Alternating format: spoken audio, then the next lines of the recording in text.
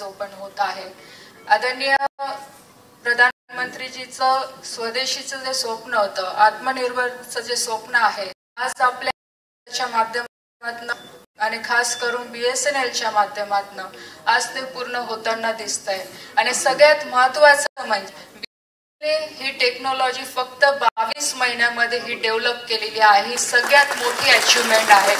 जे बाकीचे देश हीच टेक्नॉलॉजी डेव्हलप करताना 4 वर्ष लागतात। आणि स्वदेशीचा जो नारा आदरणीय प्रधानमंत्रीजीने जो दिलेला आहे तो खऱ्या अर्थाने आज होताना दिसतोय। भारत देश हा टेक्नॉलॉजीच्या माध्यमातून एक नवीन ओळख जगाच्या पातळीवर केलेली आहे की आज आपण 5व्या नंबरवर आज संपूर्ण जगभरामध्ये पोहोचलेलो आहे की जिथे डिजिटल टेक्नॉलॉजी स्वॅग टेक्नॉलॉजीची एक नवीन ओळख सगळ्या जगासमोर आता भारत देऊ लागलेला आहे। आणि खऱ्या एखाद्या देशाचं जर डेव्हलपमेंट स्केल ओळखायचं असेल तर टेक्नॉलॉजीच्या माध्यमातून ओळखला जातो। आपलं नेटवर्कची टेक्नॉलॉजी, डिफेन्स टेक्नॉलॉजी असेल, स्पेस सायन्स टेक्नॉलॉजी असेल, सॉफ्टवेअर असेल, IT असेल, त्या क्षेत्रामध्ये भारताची ताकद आता ही पुढे येऊ लागलेली आहे। आणि जे स्वप्न आदरणीय प्रधानमंत्र्यांनी विकसित भारताचं बघितलेलं आहे आणि त्यांच्या सोबत 140 करोड लोकांनी बघितलेलं आहे होताना आपल्याला 2047 पर्यंत दिसणार आहे।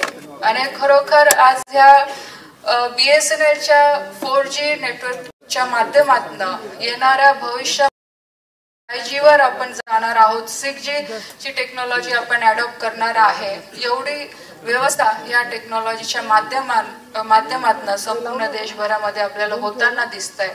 आणि 25,000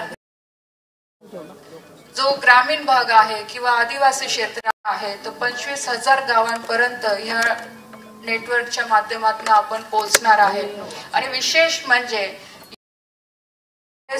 जे नैसर्गिक आपत्ती ज्या राज्यामध्ये येते तिथे टेम्पररी टॉवर उभं करून तिथे कनेक्टिव्हिटी देण्यात केलेलं आहे। स्वतःची आपली टेक्नॉलॉजी देशामध्ये डेव्हलप झाल्यानंतर जो नॅशनल सिक्युरिटीचा नेहमी थ्रेट असायचा तो आता इथून पुढे नसणार आहे, कारण की आपली स्वतःची ओन टेक्नॉलॉजी राहणार आहे। त्याच्यामुळे खूप मोठा फायदा नॅशनल सिक्युरिटी सुद्धा होणार। तर अशा पद्धतीने आपलं BSNLचं काम येणाऱ्या भविष्यामध्ये खूप पुढे जाताना आपल्याला मी सगळ्या BSNLच्या ऑफिसरांना माझ्याकडनं खूप खूप शुभेच्छा देते की एक चांगली प्रगती होताना दिसतंय। आणि ह्या सगळ्या नेटवर्किंग मध्ये नक्कीच राज्य सरकारचा खूप मोठा वाटा राहिलेला आहे।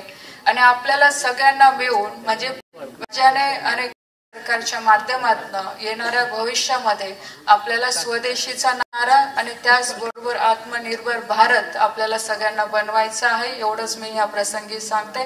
परत एक वेळा आपल्या सगळ्यांना माझ्या खूप खूप शुभेच्छा देते। एवढं म्हणजे थांबते। जय हिंद, जय भारत। 2 दिवसांच्या विश्रांतीनंतर